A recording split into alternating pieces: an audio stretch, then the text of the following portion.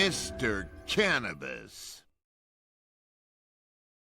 Alright, so I ended up adding to this section many of the uses I described in the last section, which may feel a bit redundant, but I wanted to give more context as to why the deficiencies and toxicities happen. So I was thinking about just combining the two sections, but then my professor reminded me that for students, repetition can be a great learning tool.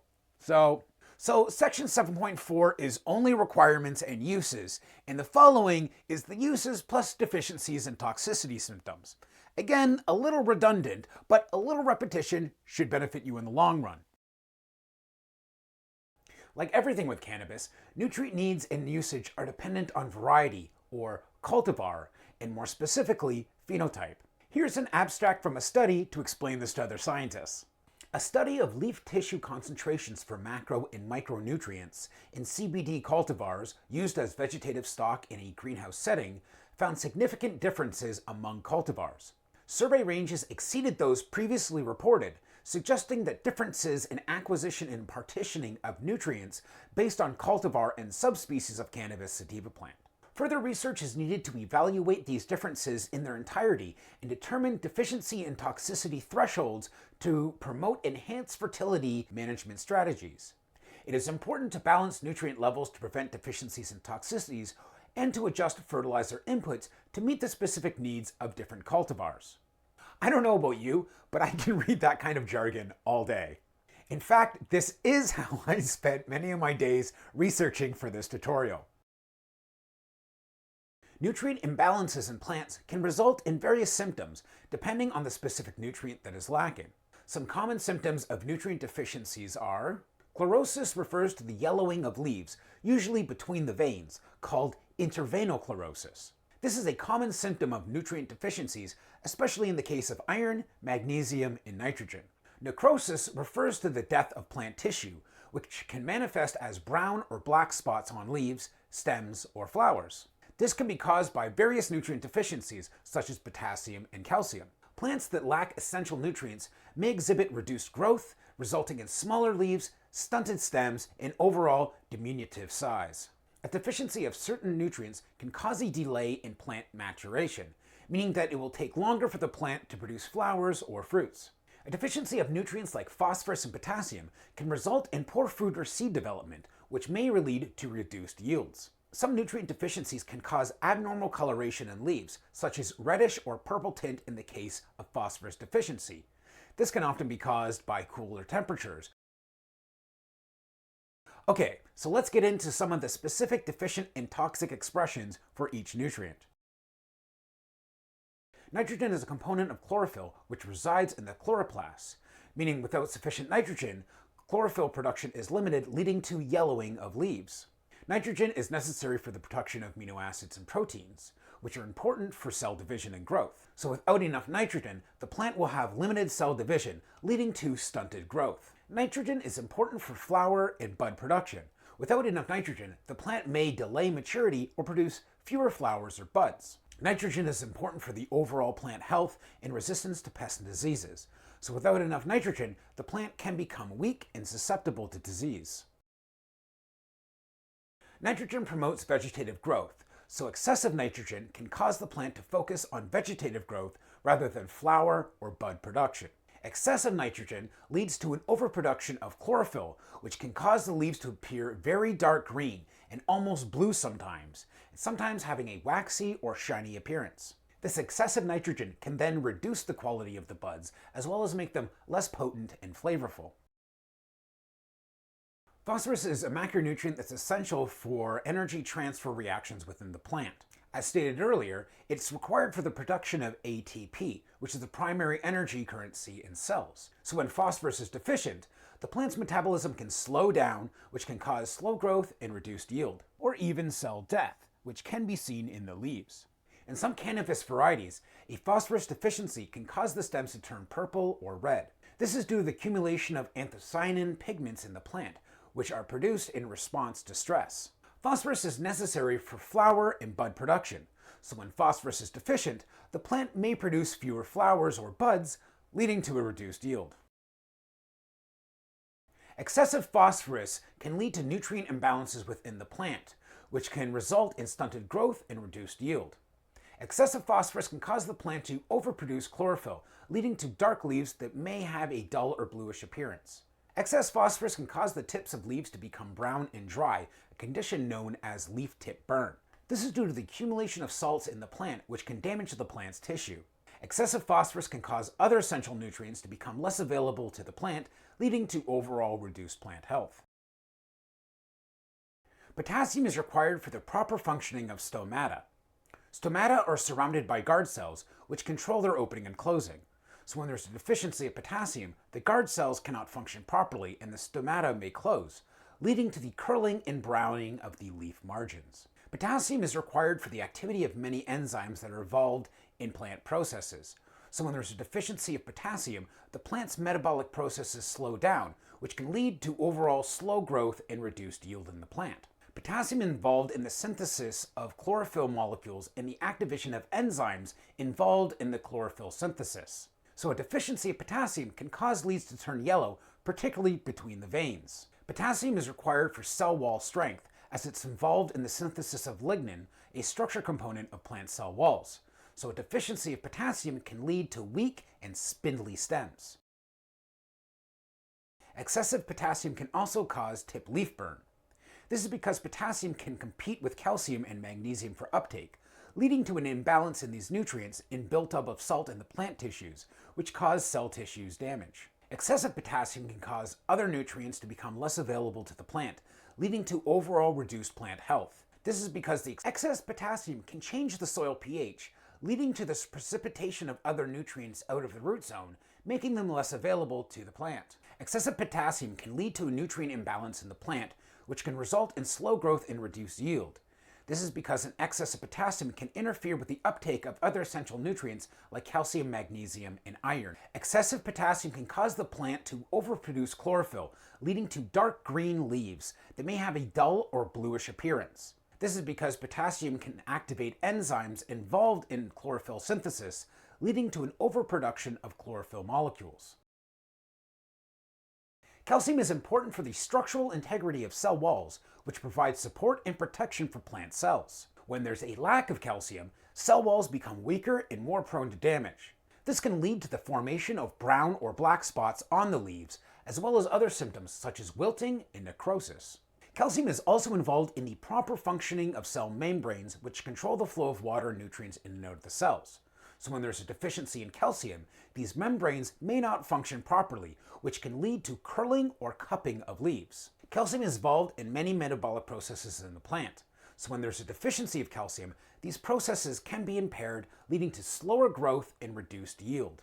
Calcium is also important for the proper development of fruits. So when there's a deficiency of calcium, fruits may not develop properly and may exhibit symptoms such as blossom end rot, which is characterized as black or brown spots on the bottoms of fruits. Calcium is a cation, which means it can contribute to the buildup of salts in the soil. So when there's an excess of calcium, it can combine with other cations such as sodium and chloride to form salt deposits within the soil or media. These deposits can cause soil compaction and reduce the availability of water and nutrients to the plant. Calcium can compete with other cations such as potassium and magnesium for uptake of the plant. So when there's an excess of calcium, it can interfere with the uptake of these other nutrients, leading to imbalances or deficiencies of these nutrients within the plant. Calcium can also contribute to the buildup of salts within the plant, which can interfere with the plant's ability to take up water. This, of course, can lead to the reduced growth and yield of the plant. Calcium is a basic cation, which means that it can contribute to alkaline soil conditions. So when there's an excess of calcium, it can raise the pH of the soil, which can reduce the availability of other nutrients within the plant. Moreover, the raised alkalinity can then resist your efforts to lower the nutrient water pH with acids. Magnesium is the central component of the chlorophyll molecule, which is responsible for the green color of the leaves. So when there's a deficiency of magnesium, chlorophyll production is impaired, and this can lead to a yellowing of the leaves between the veins. This is because the veins contain more chlorophyll than the intervenal sections, masking the yellowing. Magnesium is a cofactor for many enzymes within the plant. So there is a deficiency of magnesium, the enzymes may not function properly, leading to metabolic disorders and cellular damage, which can result in necrosis or death of plant tissue. Since magnesium is involved in many metabolic processes, including photosynthesis, respiration, and the synthesis of proteins and nucleic acid, when there's a deficiency of magnesium, these processes can be impaired, leading to slower growth and reduced yield. Magnesium plays a critical role in the opening and closing of stomata. So when there's a magnesium deficiency, the plant's ability to regulate these openings and closings may lead to leaf curling. The excess of magnesium can interfere with the uptake of other essential nutrients, such as calcium and potassium, leading to nutrient imbalances in the plant. Magnesium is a basic cation, which means they contribute to the alkalinity of soil conditions. So when there's an excess of magnesium, it can also raise the pH of the soil, which reduces the availability of other nutrients to the plant. Sulfur is another essential component to the chlorophyll molecule. So without adequate sulfur, chlorophyll production can be impaired, leading to chlorosis or yellowing of leaves. Without enough sulfur, certain plant processes can slow down, leading to stunted growth and smaller yields. Sulfur is involved in the production of terpenes, which are responsible for the flavor and aroma of cannabis. So without enough sulfur, terpene production can be reduced, leading to less flavor and aroma of your final buds.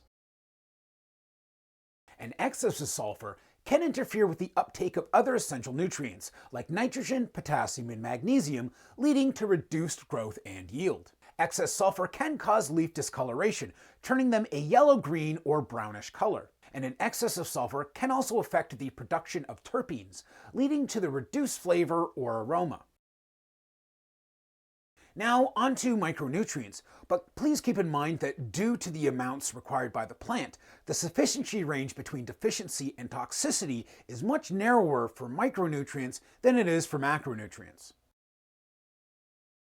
Iron is an essential component of the hemi group in chlorophyll, which of course is responsible for the green color in leaves.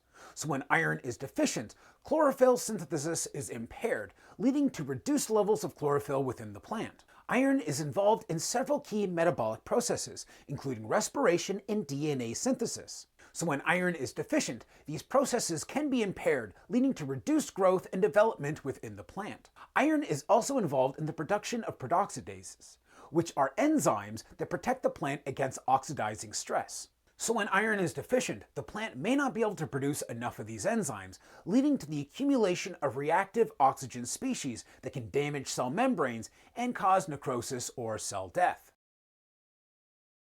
Excess iron can cause the leaves to appear dark green because it enhances chlorophyll synthesis. It can even become toxic, leading to bronzing of leaves. And excess iron can also disrupt the uptake and transport of other essential nutrients, such as manganese and zinc, which can lead to nutrient imbalances and reduced growth and development within the plant. Manganese is a crucial component of the photosynthetic machinery, specifically the water-splitting complex of photosystem II.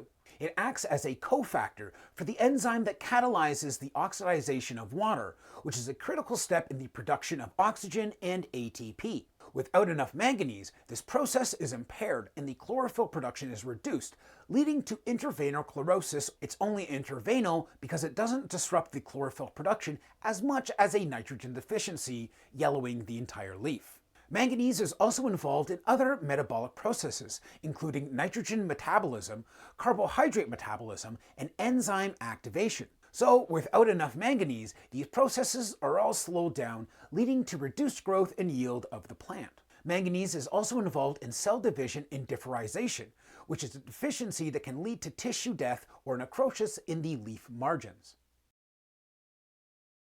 Excess manganese can interfere with the uptake and transport of iron, leading to iron deficiency and therefore intraveinal chlorosis on younger leaves.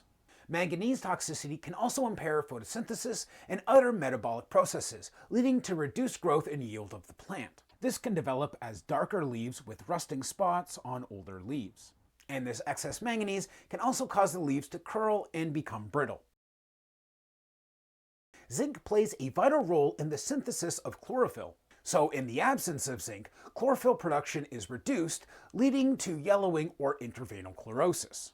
Zinc is involved in several enzymatic reactions related to plant growth and development, such as auxin synthesis and cell elongation. So a zinc deficiency can impair these processes, leading to stunted growth and development within the plant. Zinc is involved in the production of enzymes that protect against oxidizing stress. So zinc-deficient plants can accumulate those same reactive oxygen species and suffer from cell death or necrosis. This can manifest as brown or black spots on the leaves, as well as burnt or brown tips at the edges.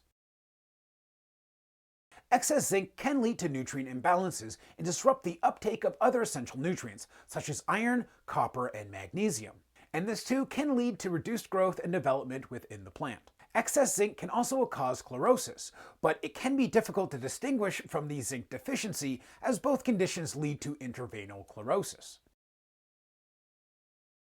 Boron is essential for cell wall formation and elongation, so its deficiency can result in reduced cell division and elongation, resulting in stunted growth. It can also manifest as intraveinal necrosis. Boron plays a role in the formation of meristematic cells, which are responsible for new growth. So a boron deficiency can lead to abnormal growth and deformation of leaves and shoots. Boron is also involved in the synthesis of lignin, which is important for providing structural support to the plant. So a boron deficiency can result in decreased lignin production, leading to brittle stems and branches that are prone to breakage. Boron is important for the formation of root hairs and root elongation, so a deficiency can result in reduced root growth and development. Excess boron can also interfere with the uptake and transport of other essential nutrients, leading to nutrient imbalances and reduced growth and development of the plant. Excess boron can cause tissue death or necrosis, leading to brown or black spots on the leaves and even stems, as well as overall leaf chlorosis. Excess boron can also interfere with reproduction, resulting in reduced seed production and poor fruit quality. Copper plays an essential role in the formation of chlorophyll, which of course is responsible for the green color of leaves. So when copper is deficient, chlorophyll synthesis is impaired, leading to reduction in chlorophyll levels and the appearance of yellowing or chlorotic leaves. Copper is a cofactor in several enzymes involved in plant growth and development. So when copper is deficient, these enzymes can't function properly, leading to reduced growth and development of the plant. Copper is also involved in the regulation of water movement within the plant. So when copper is deficient, the plant may have difficulty regulating water movement, leading to wilting and even possibly death of the plant. Although copper is required for the formation of chlorophyll, excess levels of copper can disrupt the synthesis of chlorophyll, leading to chlorosis or yellowing of the leaves, generally at the margin tips. Excess copper can also disrupt the formation and function of root cells, leading to reduced root growth and development. And excess copper can also affect the development of reproductive organs in the plant, leading to reduction in seed production and fruit quality. Excess copper can also lead to the production of those reactive oxygen species, which can damage plant cell membranes and cause necrosis or cell death. This can manifest itself as brown or black spots on the leaves, as well as burnt or brown tips and edges. Molybdenum is required for the activity of nitrate reductase, which is an enzyme involved in the conversion of nitrates to ammonium within the plant. Without enough molybdenum, nitrate accumulates within the plant, leading to a buildup of toxic compounds and the reduction of chlorophyll due to the lack of ammonia that can cause chlorosis or yellowing of older leaves. Molybdenum is involved in several key metabolic processes, including the synthesis of nucleic acids and proteins. Without enough molybdenum, these processes can be impaired, leading to abnormal leaf development. Excess molybdenum can interfere with the uptake and transport of other essential nutrients, such as iron and copper, leading to nutrient imbalances and chlorosis. Excess molybdenum can also disrupt the metabolism of other nutrients, leading to reduced growth and development. Excess molybdenum can also cause damage to plant tissues by promoting the production of those reactive oxygen species, which can of course damage cell membranes and cause necrosis or cell death. This can manifest as brown or black spots on the leaves, as well as burnt or brown tips. Okay, that was a lot, even for me. But before we move on, I just want to talk to the synthetic growers right now, because there's something that many of them keep missing. So many of you were worried about your particular mix. Most nutrient brands are fine. Some are better formulated than others, but it may not always be the expensive ones. So here's a few things to check before freaking out about your nutrient regimen. Make sure you are running the correct EC and pH for your plant size and growing media. Consistently check leachate for pH fluctuations. Again, consistency is key for this process. Get a water test. Whether you take it somewhere or you do it at home, just test your water. Make sure you're storing your nutrients properly at room temperature and away from bright lights. Flush your root zone and start again. It's something either in your root zone or in your water, but probably not your nutrients. So just flush and start again. If there's one thing that these sections should have taught you, it's how complex nutrient actions can be and how deficiencies and toxicities tend to overlap each other. So while sometimes you may have a chronic issue with something in your setup or process, most times you probably just need more volume and leachate.